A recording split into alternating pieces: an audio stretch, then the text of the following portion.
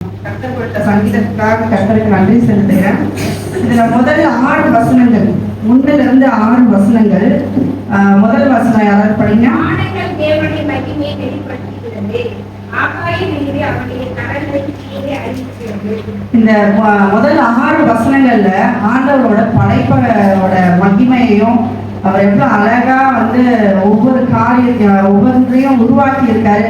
அது ஒவ்வொன்றும் அதோட வேலையை எப்படி செய்யுதுன்றதுதான் இந்த இடத்துல தாவீது அவர் ஆண்டவரோட படைப்பை பார்த்து மகிழ்ச்சி அடைகிறாராம். அது அவ்வளவு அழகா அவர் ரசிக்கிறார். நம்ம கூட நம்ம வானத்தை நம்ம நோக்கி பார்த்தோம்னு வச்சுக்கோங்க, அந்த கிளவுட்ஸ், அந்த ப்ளூ, அந்த ஒயிட் எவ்வளவு அழகா இருக்குல்ல.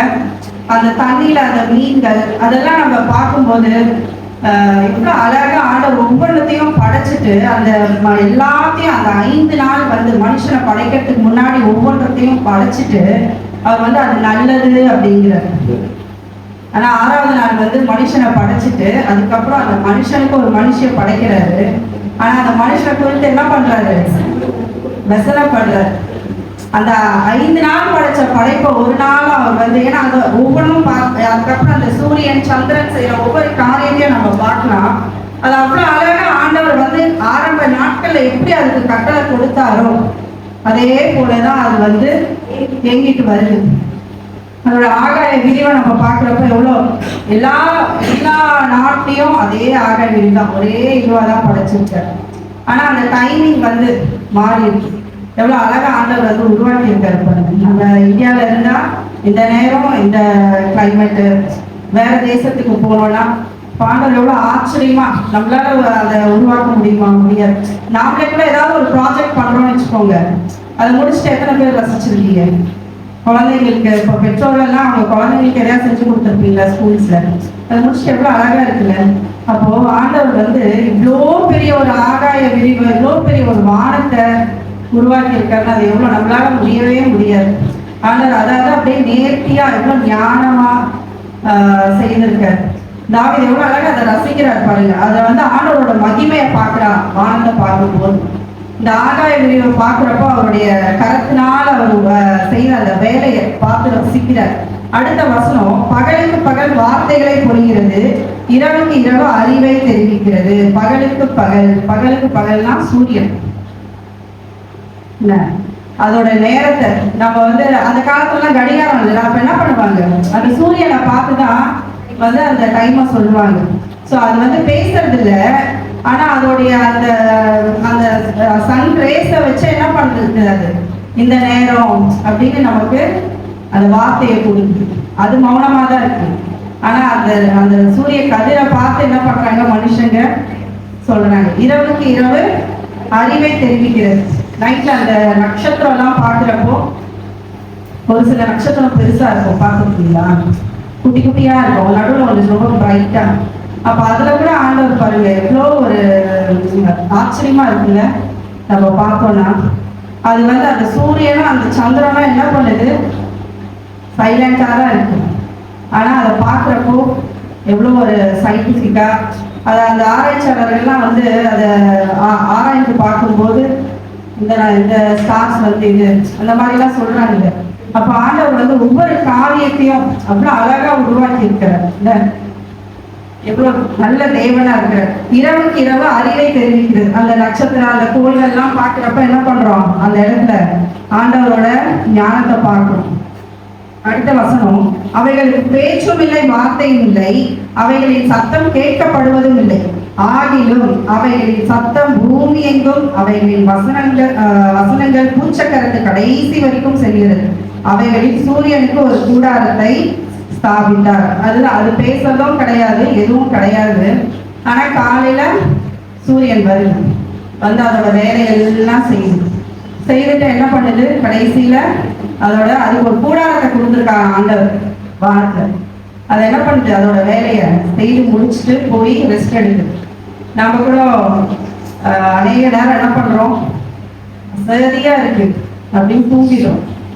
அது போல சூரியன் தூங்குச்சுன்னா நம்ம என்ன பண்ணுவோம், ஒரு 2 நாள் சூரியன் தூங்கிடுச்சு இல்ல 1 மாசம் தூங்கிடுச்சுன்னு வச்சுக்கோங்க, நீங்களாம் என்ன பண்ணுவீங்க, எழவே மாட்டீங்க. 1 மாசம் கழிச்சு நீங்க எந்திரிக்கிறீங்க, எந்திரிச்சு வேலைக்கு போனா சேலரி வருமா? வராது. ஆனா அந்த சூரியனுக்கு ஆண்டவர் கொடுத்த கட்டளைய அது கரெக்டா காலையில சூரியன் உதயமாகணும், சாயந்தரம் அதோட வீட்டுக்கு போய் சேரணும். அப்போ என்ன பண்ணுது, சந்திரன் வந்து என்ன பண்ணுது, ராத்திரியில அதோட வேலையை அது செய்யுது. எவ்வளவு அழகா கீழ்படியுது பாருங்களேன். ஆனா மனுஷன் அந்த இடத்துல என்ன பண்ணிட்டான், ஆதாமுக்கு சொல்றாங்க, ஏவாளுக்கு சொல்றாங்க, இந்த விருட்சத்தோட கனியை நீங்க புசிக்காதீங்க. ஆனா மனுஷன் வந்து கீழ்படியாம போனதுனால என்ன ஆச்சு, இன்னைக்கு நம்ம எல்லாம் பாவம் செய்யணும். ஒருவேளை அப்பவே கீழ்படிஞ்சிருந்தா பாவம் வந்திருக்காது, தீமை இருந்திருக்காது, வெறும் நன்மையை மாத்திரம்தான் இருந்திருக்கும் இல்ல. உயிருள்ள மனுஷங்க நாம கீழ்படிய மாட்டேன்றோம், ஆனா பேசுறது கிடையாது. அது எதுவும் வார்த்தையும் இல்லை, பேச்சும் இல்லை. ஆனா அவ்வளவு அழகா கீழ்படிஞ்சு அதோட காரியத்தை காலையில உதயமாகி சாயந்தரம் அது வீட்டுக்கு போய் ரெஸ்ட் எடுத்துட்டு திரும்ப என்ன பண்ணுது, அதோட வேலையை ரொட்டீனா செஞ்சுக்கிட்டே இருக்கு. இல்லையா? அது தன் மனவரையிலிருந்து புறப்படுகிற மணவாளனை போல் இருந்து பராக்கிரமசாலியை போல் தன் பாதையோட மகிழ்ச்சியா இருக்கிறது. மணவரையிலிருந்து புறப்படுகிற மணவாளனை போல, அது வீட்டுல இருந்து வர்றப்ப எப்படி வருதான், மணவாளனை போல எப்படி நல்லா ட்ரெஸ் பண்ணிட்டு. அது காலையில யாரெல்லாம் பார்த்துருக்கீங்க, ஒரு பீச்ல போயிட்டு ஒரு அந்த சூரியன் உதயம் ஆகிறப்ப யாராவது பார்த்துருக்கீங்களா? அப்படியே அது மேல எழும்பும் பாருங்க, எவ்வளவு அழகா இருக்கும். அது எவ்வளவு கொஞ்சம் கொஞ்சமா அதை ஆயத்தம் பண்ணிக்கிட்டு அப்படியே அந்த அந்த தண்ணிக்கு மேல அப்படியே எழும்பும். எழும்பிட்டு என்ன பண்ணுது, பகலெல்லாம் ஒரு பராக்கிரமசாலி, அவ்வளோ ஒரு ஸ்ட்ரென்த் உள்ள ஒரு அப்படியே கம்பீரமா அந்த சாயந்தரம் வரைக்கும் அழகா ஓடி. அது எவ்வளவு அழகா தாவீது ரசிச்சிருக்காரு பாருங்க. மணவரையிலிருந்து புறப்படுகிற மணவாளனை போல, அதுக்கப்புறம் பராக்கிரமசாலியை போல அது ஓடி மகிழ்ச்சியா, அப்பா இன்னைக்கு கர்த்தர் நமக்கு கொடுத்த வேலையை நம்ம கரெக்டா செய்துட்டோம் அப்படின்னு அந்த நிறைவோட கூட அதோட கூடாரத்துக்கு என்ன பண்ணுது, போயிடுது.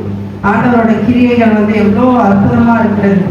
அது வானங்களின் ஒரு முனையிலிருந்து, அதுதான் ஒரு முனையில எழுப்பி என்ன பண்ணுது, மறு முனைக்கு போயிட்டு அதோட வீட்டுக்கு போயிடுது. ஒண்ணுன்னா ஆண்டவர் அந்த வானத்தை குறிச்சு எவ்வளவு அழகா வந்து தாவீது வந்து ரசிச்சு இந்த சங்கீதத்தை பாடியிருக்காரு பாருங்க. அடுத்த பகுதி நம்ம 12 வாசிப்போம். தன் பிழைகளை உணர்கிறவன் யார், மறைவான குற்றங்களுக்கு என்னை நீங்களாக்கும், துணிகரமான பாவங்களுக்கு உமது அடியேனை விலக்கி காரும், அவைகள் என்னை ஆண்டு கொள்ள ஒட்டாதிரும், அப்பொழுது நான் உத்தமனாகி பெரும் பாதகத்துக்கு நீங்களாயிருப்பேன்.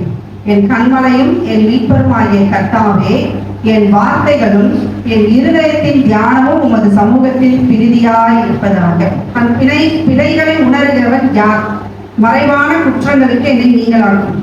எப்போ உங்களோட பிழைகளை நீங்க உணர்வீங்க? இந்த பகுதிக்கு அதுக்கு 7வது வசனத்திலிருந்து 11வது வசனம் வரைக்கும் அதுக்கான விடை இருக்கு பாருங்க. எப்போ நம்மளோட பிழைகளை நம்ம உணர முடியும்னா, ஆண்டவரோட வசனங்களை, அவருடைய சாட்சிகளை, அவருடைய பிரமாணங்களை, அவருடைய கற்பனைகளை நாம படிக்கும் போது கேட்கும் போதுதான் நம்மளோட குற்றங்களை நம்ம என்ன பண்ண முடியும், உணர முடியும். அதுக்கு முன்னாடி 11வது வசனத்துல பாருங்க, அஞ்சியும் அவைகளால் உங்களோட அடியே எச்சரி. அவரோட வசனம் வந்து நமக்கு மகிழ்ச்சியா இருக்கும். நமக்கு ஒரு சோகத்துல இருக்கிறப்போ உங்க துக்கம் சந்தோஷமா மாறும் அப்படின்னு வசனம் வந்தா என்ன பண்ணுவோம், ரொம்ப சந்தோஷமா இருக்கும். அப்ப நம்ம துக்க நாட்கள்லாம் உங்க துக்க நாட்கள் முடிஞ்சுக்கும் அப்படின்னா அப்ப ஆண்டவர் நம்மளோட பேசுறாரு. ஆனா நீங்க ஒரு பாவத்துக்குள்ளாக போறப்ப, நீங்க ஒரு தவறு செய்யறப்ப என்ன பண்ணுது வசனம், நம்மள எச்சரிக்கலாம். ஆமென். அன்றியும் அவைகளாலும் அது அடியே எச்சரிக்கப்படுகிறது. உங்களோட இந்த வசனம் எல்லாம் நமக்கு வந்து 7ல இருந்து 11 வரைக்கும் ஒரு வாட்டி நம்ம வாசிச்சிருவோம். அவரோட வார்த்தைகளை குறித்து இந்த இடத்துல தாவீது சொல்றாரு, கர்த்தருடைய வேதம் குறைவற்றதும் ஆத்மாவை உயிர்ப்பிக்கிறதுமாய் இருக்கிறது, கர்த்தருடைய சாட்சி சத்தியமும் பேதையை ஞானியும் ஆக்குகிறது. அவரோட வேதம் வந்து என்ன பண்ணுது, நம்மள உயிர்ப்பிக்கலாம். உயிர்ப்பிக்கிறதுனாலதான் நம்ம என்ன பண்ணியிருக்கிறோம், பாவத்தோட பிடியில இருந்து இன்னைக்கு ஆண்டவர் வந்து நம்மளுக்கு புது சிருஷ்டிப்பா, புது சிருஷ்டியா நம்மள மாத்திருக்கிறார். நம்மள வந்து என்ன பண்ணியிருக்கிறார், உயிர்ப்பிச்சிருக்கிறார். 12வது வசனம், நம்மளுடைய பாவங்களை எல்லாம் மன்னிச்சு என்ன பண்ணியிருக்காரு, உயிர்ப்பித்திருக்கிறாரு. அப்ப அவங்களோட வசனங்களை நம்ம படிக்க படிக்க தான் நம்ம ஒரு இடத்துல நம்ம விழும்போது இல்லையா, அது அந்த வசனம் வந்து நம்மளோட கூட பேசும். ஆரம்பத்துல வந்து ஆதாமுக்கும் ஏவாளுக்கும் ஆண்டவர் 2 பிள்ளைகளை கொடுத்தாரா. காயின் என்ன பண்ணிடுறாரு, பொறாமையினால. ஒருவேளை அவர் அந்த வசனம் வந்து அவரோட இருதயத்துல இருந்திருந்ததுன்னா ஆபேல் வந்து கொலை பண்ணியிருக்க மாட்டார். காயின் வந்து ஆபேலை கொலை பண்ணியிருக்க மாட்டாங்க. அந்த இடத்துல அவர் வந்து துணிகரமா செய்யறார் பொறாமையினால. அப்ப நம்ம இருதயத்துல அந்த வசனம் இல்லைன்னா நமக்குள்ளேயும் பொறாமை இருக்குதானே. எத்தனையோ குடும்பங்கள்ல இருக்கு, அண்ணன் நல்லா இருந்தா தம்பிக்கு பிடிக்காது இல்லையா, அப்படி நிறைய காரியங்கள் இருக்கு. அப்ப என்ன பண்றாங்க, அவங்க துணிகரமா நிறைய வீட்டுல வந்து என்ன பண்றாங்க, மந்திரம் வைக்கிறது. கிறிஸ்தவங்களா இருந்தா கூட எப்படியாவது அவங்க விழுந்துடணும் அப்படின்னு என்ன பண்றாங்க, துணிகரமா அந்த பாவத்தை செய்யறதுக்கு அவங்க இது பண்றாங்க. ஆனா வசனத்தை நம்ம படிக்க படிக்க அந்த வசனம் நம்ம இதை செய்யக்கூடாது, அது நம்மளை எச்சரிக்கும். ஆமென். அதனால வசனத்தை நம்ம படிக்க படிக்கதான் ஆண்டவர் நம்மளோடு கூட பேசுவார். அதே ஆதியாகமத்துல சொல்லுது, நீங்க நன்மை செய்யாதிருந்தால் பாவம் என்ன பண்ணும், உங்க வாசப்படியில படுத்திருக்கணும். அப்ப நன்மை நீங்க செய்யலன்னா கூட, நீங்க போறீங்க வேலைக்கு போறீங்க, இல்ல நீங்க நடந்தே கூட போங்க, டைம் ஆகுதுன்னு சொல்லிட்டு ஒருத்தர் விழுந்திருக்காரு, நீங்க கிராஸ் பண்ணி போயிட்டா அது பாவமா இல்லையா? ஏன்னா நீங்க நன்மை செய்யல. நீங்க அந்த காரியத்தை நீங்க செஞ்சுட்டு போனீங்கன்னு வச்சுக்கோங்க, உங்களுக்காக ஆண்டவர் என்ன பண்ணுவாரு, அந்த மீட்டிங்கோ ஏதோ ஒண்ணு அந்த ஷெட்யூல ஒரு 10 minutes டிலே பண்ணுவாரு. ஆனா நம்ம செய்யாம போனா அது நம்மளோட பாவ கணக்குல சேர்ந்துடும். அதனால ஒவ்வொரு நாளும் ஆண்டவரே நீங்க இன்னைக்கு என்ன நடத்துங்க, என்னோட பேசுங்க, இந்த வசனத்தினால என்ன புடமிடுங்க அப்படின்னு நம்ம கேட்கணும். எதுக்காக நம்ம அபிஷேகம் பெற்றுக்கொள்றோம், அது நம்மளை ப்ரொடெக்ட் பண்ற ஒரு ஷீல்ட். எல்லா காரியங்களும் உங்களால டைரக்டா, இப்போ 4 பேர் நீங்க கூடி ஜெபம் பண்றீங்க, நீங்க ஆண்டவர்கிட்ட பேசணும்னா அபிஷேகத்துல நிறைஞ்சு பேசுங்க. அப்ப அபிஷேகத்துல நிறைஞ்சு நீங்க பேசுறப்போ செபிக்கிறப்போ ஆண்டவரே உங்களுக்கு வார்த்தைகளை கொடுப்பாரு. உங்களுக்கு பாட தெரியலையா, கவலைப்படாதீங்க, அபிஷேகத்தை மாத்திரம் பெற்றுக்கொள்ளுங்க. எனக்கு ஆரம்ப நாள்ல ரொம்பலாம் பாட்டுலாம் பாடவே தெரியாது. ஐயோ ஒருவேளை எங்க பாஸ்டர்மா கூட எங்கேயாவது போனாலோ எங்க அந்த பாட சொல்லிடுவாங்க பயமா இருக்காது.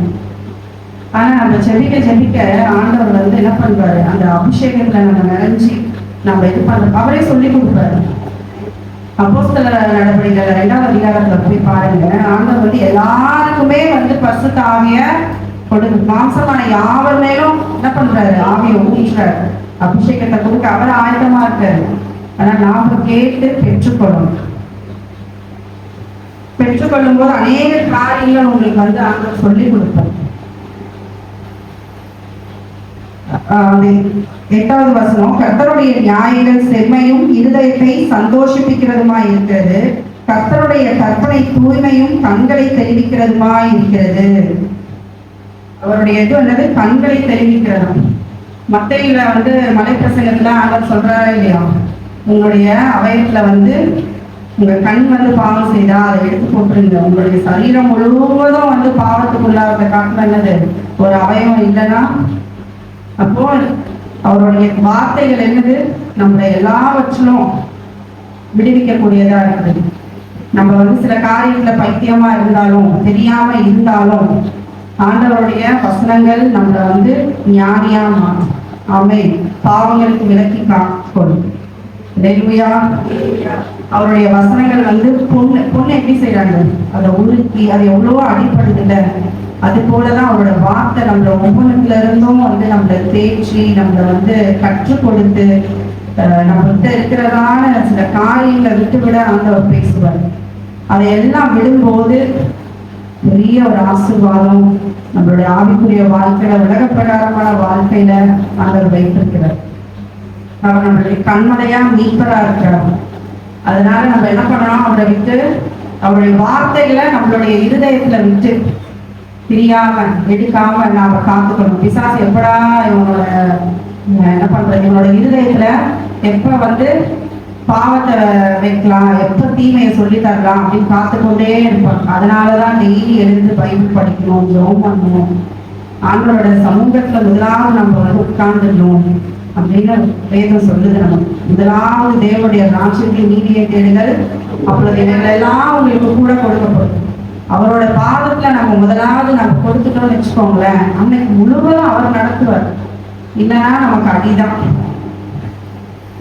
ஆமென்.